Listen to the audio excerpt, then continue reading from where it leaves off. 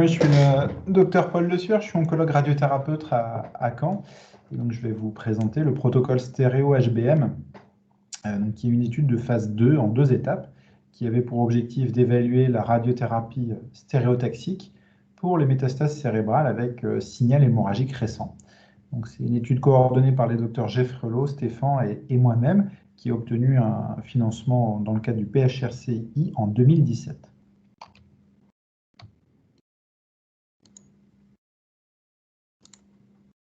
Alors, pourquoi cette étude? Eh bien, en fait, il faut savoir que 20% des métastases cérébrales peuvent présenter, au moment du diagnostic, que ce soit sur une IRM ou sur un scanner, des signaux hémorragiques. Et qu'aujourd'hui, chez ces patients, si on veut rester fidèle aux recommandations de l'HAS, on n'a pas d'autre choix que de leur proposer une irradiation du cerveau en totalité. On ne peut pas leur proposer une radiothérapie moderne, dite radiochirurgie ou radiothérapie stéréotaxique, car il a été supposé dans les années 2000, du fait d'une petite série rétrospective d'une cinquantaine de patients, malheureusement reprise par la l'HAS, que la radiothérapie stéréotaxique pouvait augmenter le risque d'hémorragie cérébrale chez ces patients-là. Donc, chez ces patients, on ne peut pas leur proposer une radiothérapie moderne. Ils vont avoir une sanction thérapeutique très lourde. Ils vont avoir une irradiation du cerveau en totalité, avec les conséquences que vous pouvez imaginer, c'est-à-dire des troubles de la mémoire, des troubles de la concentration, des troubles cognitifs assez rapidement après l'irradiation. Alors, l'idée de mener une étude sur cette thématique est née en 2013-2014, à l'époque où moi j'étais interne et je cherchais un sujet de mémoire de DES. Donc, on a commencé par rédiger un protocole pour le soumettre à un appel à projet interne au centre François Baclès. Et puis rapidement, quand on a commencé à rédiger notre méthodologie de suivi, nos critères d'inclusion, on s'est rendu compte que nous allions avoir besoin de financement plus important si on voulait faire quelque chose de cohérent, de robuste pour changer la prise en charge des patients. Donc l'idée de cette étude, c'était vraiment que à l'issue du PHRC de toutes les inclusions,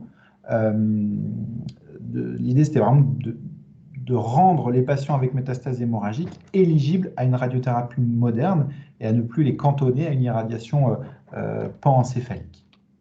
Alors, juste une image pour vous illustrer ce que c'est l'irradiation encéphalique en totalité et une irradiation stéréotaxique. Vous voyez à gauche, imaginez un patient avec une seule métastase cérébrale. Si elle est hémorragique, la sanction, c'est irradier l'ensemble du cerveau. Donc, c'est l'image que vous voyez à gauche.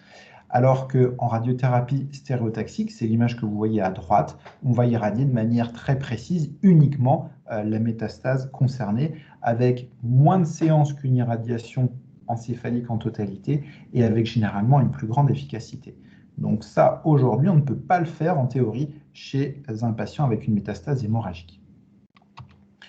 Nous avons proposé une étude de phase 2 en 2 étapes. C'est un schéma qui s'appelle Bryant and Day et qui a l'avantage d'évaluer de manière simultanée la tolérance et l'efficacité d'un traitement. Donc, puisque nous étions dans le cadre d'un financement interrégional, 3 centres étaient inclueurs. Ces 3 centres devaient inclure 46 patients sur 36 mois.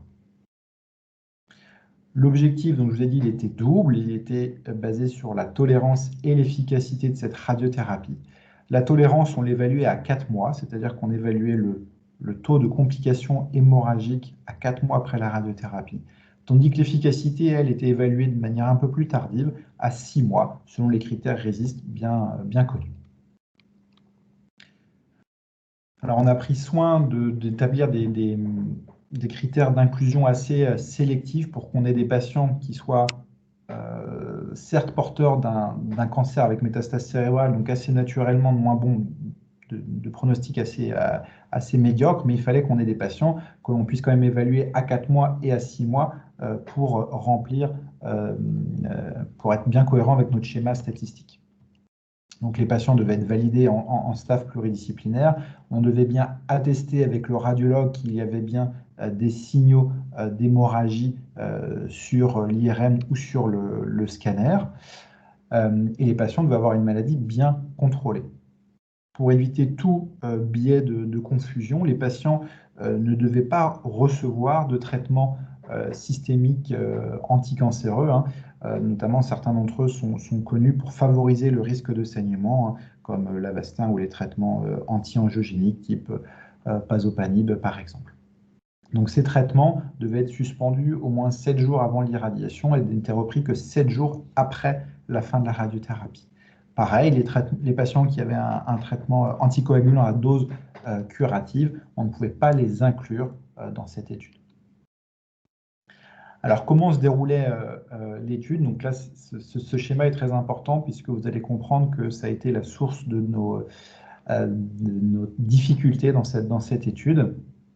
Donc, chaque patient recevait une radiothérapie à la dose de 30 Gray en 3 fractions de 10 Gray sur une semaine. Jusqu'alors, c'est ce que nous avons l'habitude de faire chez les patients porteurs de métastases non hémorragiques. Par contre, ces patients, et sur demande notamment du CPP, devaient avoir une surveillance clinique très rapprochée, parce qu'évidemment, on ne voulait pas que notre étude soit négative et que nos patients développent des hémorragies cérébrales qui sont souvent fatales, donc il fallait qu'on les surveille de très très près. Ce qui fait que nos patients avaient une IRM de référence, ce qui est standard chez tous les patients, mais ils avaient également une IRM une semaine après la fin de la radiothérapie, 4 semaines après la fin de la radiothérapie, 8 semaines après la fin de la radiothérapie, et ensuite à 16 et 24 semaines, on retrouve un rythme de surveillance alors plus classique. Et entre la première et la 8e semaine, le patient devait voir l'oncologue radiothérapeute à raison d'1 fois par semaine, ce qui a impliqué une certaine lourdeur dans l'organisation des plannings. Voir un patient sous la forme d'une consultation de recherche clinique 1 fois par semaine pendant 8 semaines, plus les IRM 1 fois par mois, c'est beaucoup de choses à intégrer dans un planning patient et dans un centre, ce qui a freiné un petit peu les inclusions et ce qui parfois effrayait aussi les patients. Et puis je vous laisse imaginer, dans le cadre de la pandémie Covid, faire venir un patient 1 fois par semaine en consultation lorsqu'on est en plein Covid, c'est très très compliqué, voire éthiquement discutable, alors qu'on n'avait bien sûr pas encore les vaccins. Alors comment avance l'étude? Je vous rappelle, c'est un financement de 2017 et en 2021, en mars, on vient tout juste de finir la première étape, donc la preuve de concept, après l'inclusion de 7 patients qu'on devait suivre donc pendant au moins 6 mois pour évaluer le critère d'efficacité. Cette étude intermédiaire, elle s'avère plutôt positive puisque on n'a pas décelé de toxicité hémorragique et dans le cadre en termes d'efficacité, quasiment tous nos patients étaient encore vivants à 18 voire 24 mois, ce qui signifie que nos critères d'inclusion étaient bons. Donc on a eu l'accord du comité indépendant de suivi, l'IDMC, et toutes les autorisations du CPP et de l'ANSM pour poursuivre cette étude en faisant quelques ajustements dont je vais vous parler juste après. Donc là, on va débuter l'étape de phase 2. On a repris les inclusions là, le mois dernier. Alors les difficultés, les premières difficultés, ça a été le recrutement, puisqu'on est limité à l'échelle régionale, on n'a pas de possibilité de financer d'autres centres. Donc c'est très important de s'assurer que les gens qui vous ont promis qu'ils participeraient à l'étude soient vraiment en mesure d'inclure des patients et notamment s'assurer qu'ils ont pour cette étude les ressources IRM, les ressources planning pour suivre les patients. Vous avez bien compris, il y avait une véritable lourdeur dans notre méthodologie de suivi clinique et radiologique dans les 2 premiers mois. Et donc, finalement, après une discussion avec notre comité indépendant de suivi, on a décidé d'alléger ces examens. Désormais, il n'y aura plus cet IRM 1 semaine après et à 4 semaines, ni ces consultations de surveillance hebdomadaires pendant le premier mois, puisque sur les 7 premiers patients, il s'est avéré qu'il n'y avait pas de modification sur l'imagerie significative au cours des 2 premiers mois, ni d'événements cliniques. Donc, on espère pouvoir inclure plus facilement nos patients avec cet allègement. Enfin, on a demandé On a demandé cette année un financement complémentaire dans le cadre du PHRC-K national pour essayer d'élargir l'étude à d'autres centres extra-régionaux, puisque c'est une situation clinique qui n'est pas forcément très très fréquente pour remplir tous les critères d'inclusion. On a beau bien screener les patients, c'est difficile d'inclure, donc on a besoin d'élargir un petit peu les centres inclueurs. Voilà, je vous remercie.